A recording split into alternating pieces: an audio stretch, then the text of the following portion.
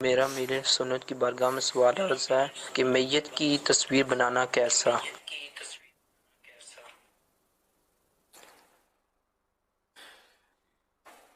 مرے ہوئے انسان کی جو مطلب جس کا چہرہ یعنی کہ مردہ ہونے کی حکایت کرتا ہے، حدیث پاک میں زیرو کی تصویر منع ہے، جس کے اندر روح ہو، جان ہو. تو اب یہ تصویر دیکھنے سے پتہ ہی چل رہا ہے کہ یہ ہے ہی مرا ہوا. تو یہ تصویر وہ ممانت والی تصویر نہیں ہے، اس کو یہ جائز ہے. مفتی صاحب مزید اگر رہنمائی فرما دیں.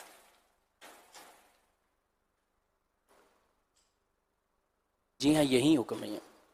جیسے میت کا آخری دیدار کرواتے ہیں تو اس وقت تصویر بن گئی تو نظر آ رہی ہے دیکھنے سے کہ وہ مرا ہوا ہے تو جائز ہے. حضور اس میں یہ بھی یہ رہنمائی فرمائیے کہ اس طرح کی جو تصاویر ہوتی ہیں وہ کیا بعد میں کوئی تجدید حزن کا باعث بنتی ہیں کہ اس کو دیکھ کر حزن کی کیفیت یا اس طرح کا غم تازہ ہونا؟ اس طرح کی تصویر لوگ رکھتے نہیں ہیں، فریم کرا کے آج تک دیکھا نہیں ہے، سنا بھی نہیں ہے.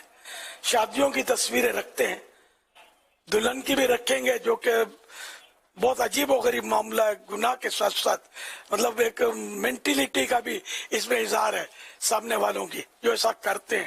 فوراً توبہ کر کے اس کو ہٹا دینا چاہیے. میت کی تصویر کوئی رکھتا نہیں ہے. البتہ اس کو ایسی تصویر رکھے اور دیکھ دیکھ کر غم کو تازہ کرتا رہے تو اس کی شریعت میں اجازت نہیں ہے.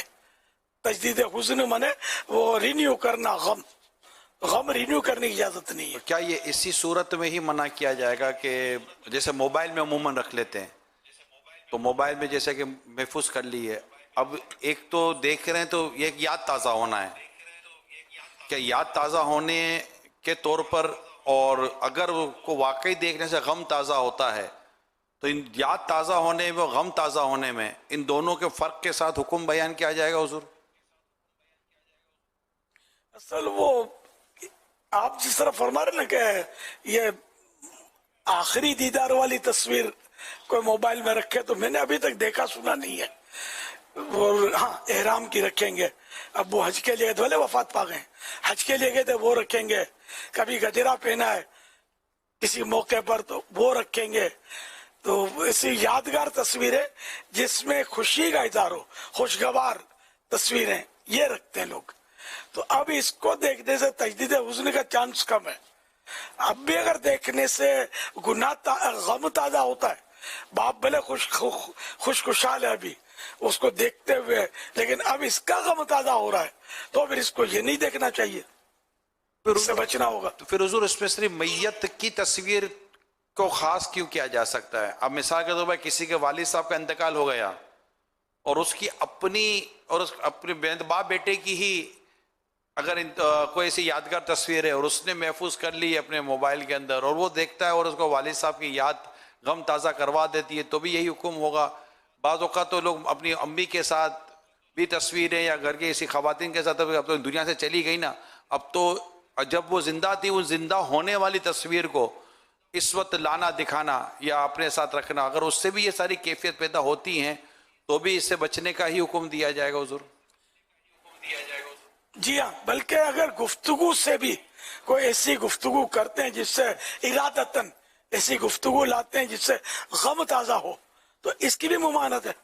حضور کسی دیکھنے سننے والے کو اگر ابھی آپ کی ان باتوں سے بڑی حیرت ہوتی ہو کہ یار یہ کیا بات ہوئی ہے یار، غم تازہ ہو، نے تصویر نہیں رکھ سکتے، نے یہ نہیں کر سکتے، یہ تو بالکل ہر طرف سے بند کر رہے ہیں، منع کر رہے ہیں، تو یہ کہا یہ ہم نے تو کبھی نہیں سنا، ہم نے تو زندگی گزار دی ہے، داڑھی تو شاید ان کی ہوتی تو اتنا منع نہ کرتے، مگر سر کے بال سفید ہو گئے ان کے.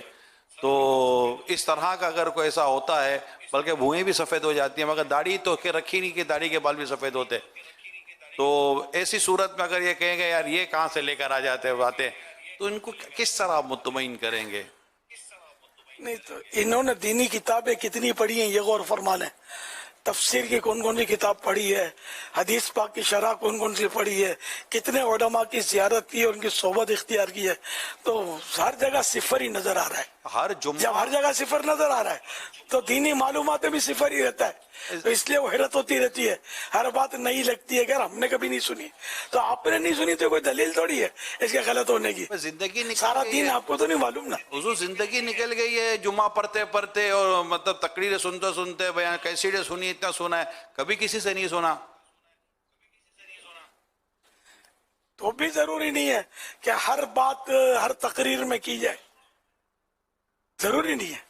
تو یہ تو کبھی کبھار یہ مدنی مذاکرے میں چونکہ یہ سارا معاملہ ٹیکنیکلر ہوتا ہے، رنگ برنگے سوال ہوتے ہیں، رنگ برنگے جوابات ہوتے ہیں، تو یہ جس طرح معلومات کا مدنی مذاکرے کے ذریعے انداز ہے وہ ایک اپنا منفرد انداز ہے۔ تو یہ اگر سنتے رہیں گے تو سب ڈاؤن لوڈ کر کے آپ سن سکتے ہیں، اس پہ ویب سائٹ پہ موجود ہیں، تو انشاءاللہ اس طرح کی معلومات اللہ کرے گا تو ہوتی رہے گی۔